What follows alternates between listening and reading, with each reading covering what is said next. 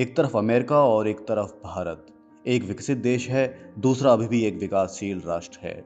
दुर्भाग्य से बेघर, झुग्गी और गरीबी अभी भी दुनिया के इन दो सबसे बड़े लोकतांत्रिक देशों में मौजूद हैं।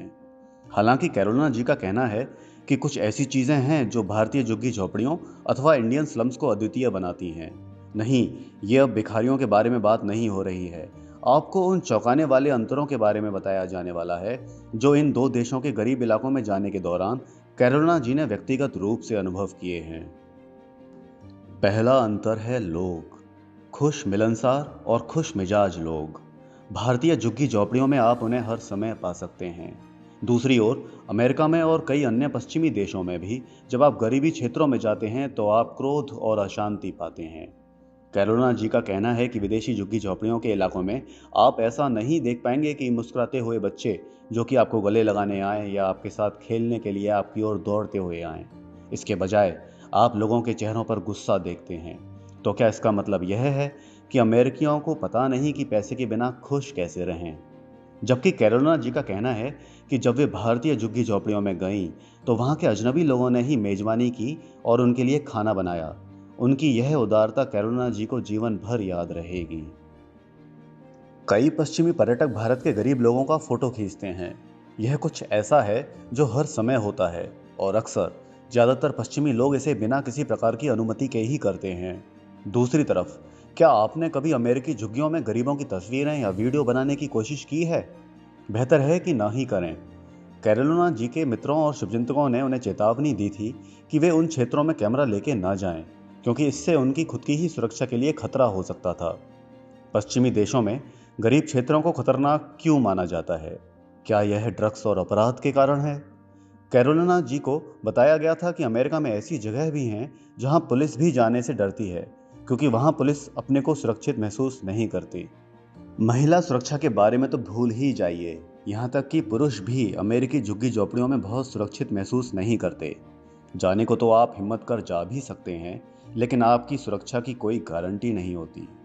यदि आप एक अमेरिकी झुग्गी में जाते हैं तो आप ऐसे लोगों को देख सकते हैं जो बेरोजगार हैं, नशा करते हैं, भिखारी हैं और यहाँ तक कि अपराध ही उनका व्यवसाय है।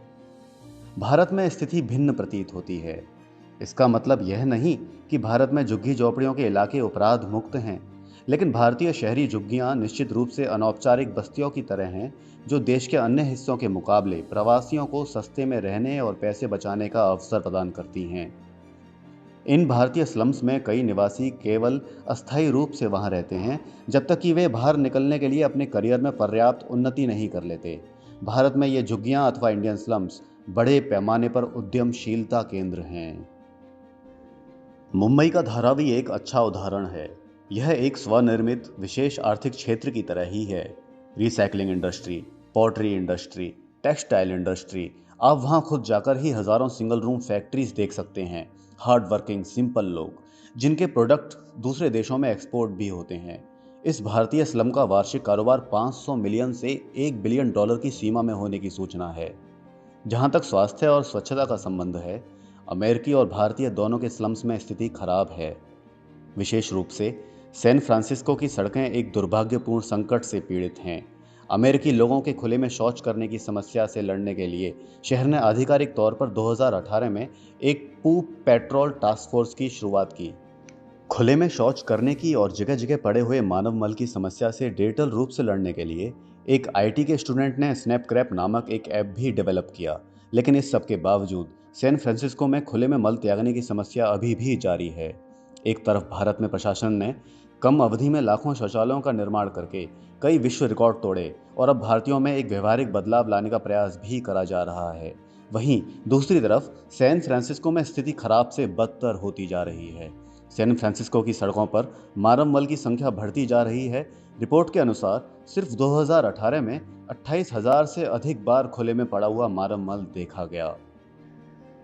अमेरिका में यदि आपके पास $1000 नहीं है तो आप अपनी हेल्थ इंश्योरेंस पॉलिसी का लाभ नहीं ले सकते। 2016 में गो बैंकिंग रेट्स के एक सर्वेक्षण से पता चला कि 34% अमेरिकियों के पास बैंक में बिल्कुल ही धन नहीं है और 69% अमेरिकियों के पास अपने बैंक अकाउंट में $1000 जितनी भी धनराशि नहीं है। भारत का राष्ट्रीय स्वास्थ्य देखभाल कार्यक्रम प्रगति पर है। 2018 में भारत ने एक महत्वाकांक्षी राष्ट्रव्यापी योजना आयुष्मान भारत शुरू की, जिसे दुनिया का सबसे बड़ा सरकारी स्वास्थ्य कार्यक्रम कहा जाता है और जिससे भारत की स्वास्थ्य प्रणाली को बदलने की उम्मीद है।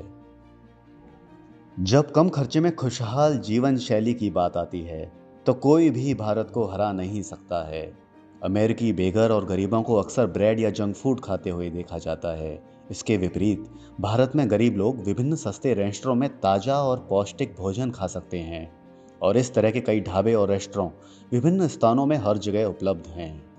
पश्चिम में गरीब लोग सेकंड हैंड कपड़े खरीदते हुए देखे जाते हैं, जबकि भारत में गरीब लोग एकदम नए कपड़े खरीद सकते हैं जो बेहद कम कीमत में उपलब्ध हैं। कम से कम इस तरह उनके आत्मसम्मान और गरिमा को क्षति तो नहीं पहुंचती। भारत में गरीब भी ट्रेनों में पूरे देश में यात्रा कर सकते हैं। वे सिनेमा हॉल में फिल्में देख सकते हैं और कई ऐसे काम कर सकते हैं जो कोई धनी ही कर सकता है। ऐसा इसलिए है क्योंकि भारत में विभिन्न बजटों के लिए सभी प्रकार की जीवन शैली उपलब्ध है। पश्चिम में कई चीज़ें और आवश्यक सेवाओं के लिए न्यूनतम मूल्य पहले से ही कई के लिए बजट से बाहर है। चाहे ट्रेन का टिकट हो, घर की कीमत हो या किराया हो, अच्छी क्वालिटी का खाना हो, ताजे फल और सब्जियां हो या कपड़े हों, वे कईयों के बजट से पहले से ही बाहर हैं। भगवान ना करे, लेकिन अगर कल आप गरीब हो गए तो आप कहाँ रहना चाहोगे, भारत या अमेरिका? एक अंतर्राष्ट्रीय समुदाय के रूप में हमें गरीबी को खत्म करने के प्रयास में दोनों देशों से कड़ी मेहनत करने की अपील करनी चाहिए।